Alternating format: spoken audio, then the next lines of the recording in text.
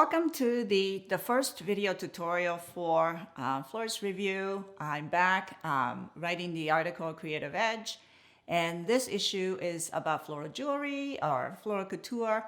Decided to do a necklace or carcanet, which is sort of a very encrusted, bejeweled version of a neck collar, a collar piece.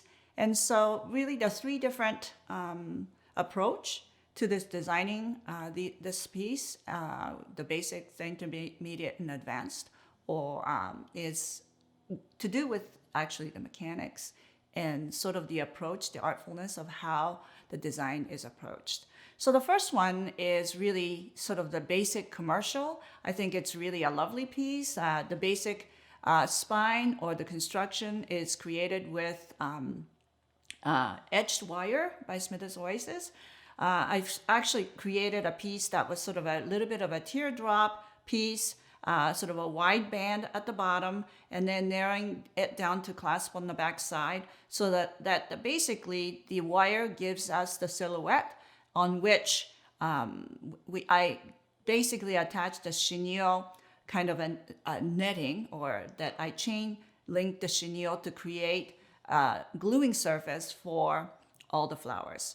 What this does is gives it an absolutely secure gluing surface, especially when you use the Oasis floral adhesive to glue the flowers to that surface, the chenille. Chenille it actually absorbs the glue so that it really holds it really so secure. There's nothing that will unattach it. It really is the best gluing surface for sure. One of my feature things that really give it the beautiful teardrop look is the rosary vine, which just sort of drops, and it gives you a sort of the sense of those hanging, kind of almost a chain piece that it gives. So it was like a real joy and pleasure to work on it, because it's really about just adding the beauty of each individual flowers to put together to give you a sense of that encrusted jewel look. The second design is sort of the advanced commercial, because it has a little bit more asymmetrical balance in this particular design. It has a very asymmetric placement of flowers, and that it's sort of the structure that I built with a wire is such that it sort of hooks around the neck rather than clasp on the back side. I think it gives it a much more of a flair. And the actual mechanics itself, which is a combination of aluminum wire. Actually, I like the diamond wire, because it's a little bit harder in consistency and stronger than some of the other softer malleable aluminum wire.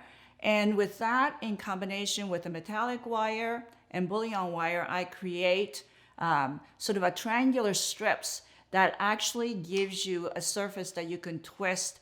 It's also a very good surface for gluing, because with almost like a knitting-like effect of the bullion overlay in the final finish of those triangular pieces that are twisted, they actually absorb the glue that you apply upon it, because it sort of seeps through the fineness of that, almost like the netting quality of the bullion.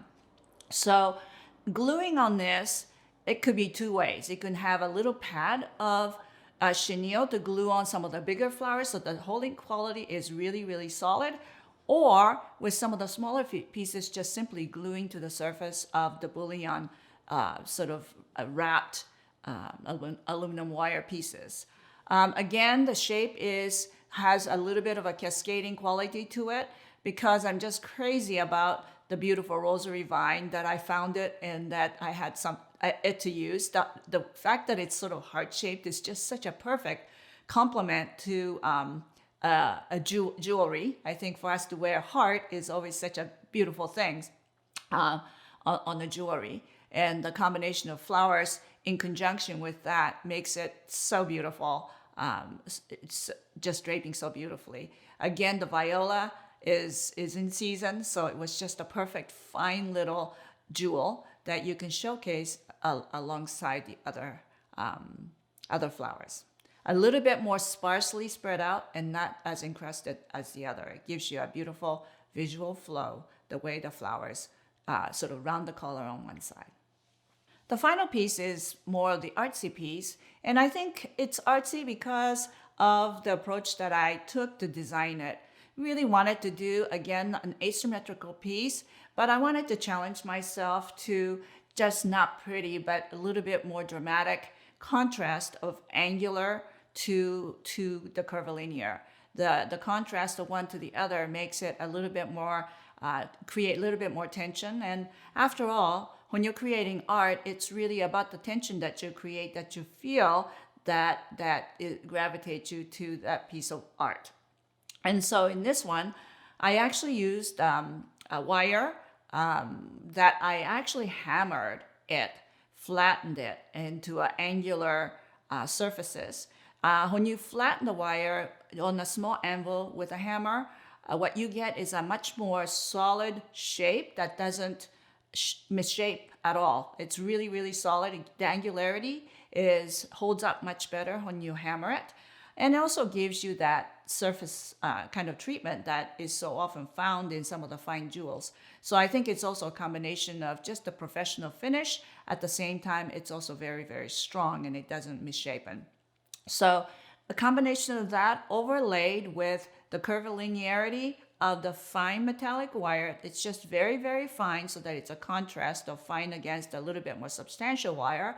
And then over that, I sort of follow that curve with the Tillandsia xerographica botanical piece that is just the most perfect curvilinear material you can find that just comes naturally in nature. And then my favorite flower, the Gloriosa, because each one of those flowers has just beautiful petaling that just sort of dances through. And so it really carries a lot of emotion and beauty in combination with what's been built upon that original wire frame. And then it also has like spiky pieces of wire, metallic wire that actually holds and captures some of the little Hypericum berries so that it floats. So that those pieces are not glued down to the main part of the jewelry, but it just literally floats in spikes over and above and then around. I think that's kind of a lovely way of treating some of the placement of the jewel, the floral jewel material. It just makes it a little bit more interesting mechanic for an advanced stage of designing. Artful.